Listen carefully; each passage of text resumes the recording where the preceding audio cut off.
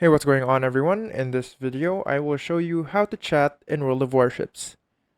Once you're in battle, just press enter on your keyboard and that will open the chat box. Type your message, press enter to send it again, and then by default, you're chatting with your team. If you want to change chat channels, what you have to do is press enter and press tab to change the chat channel.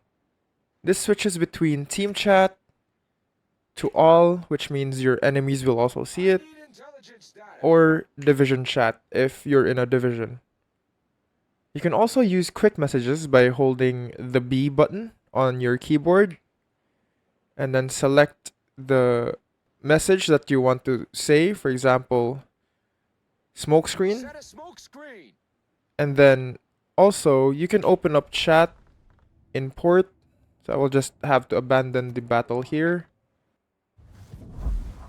Once you're in port, what you have to do is go to the icon here on the bottom left corner, click on channels, and open a channel like this one.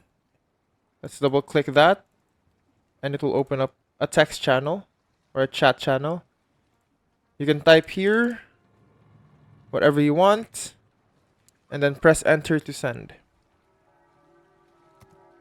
If chat isn't working, go to settings, and then open the controls tab.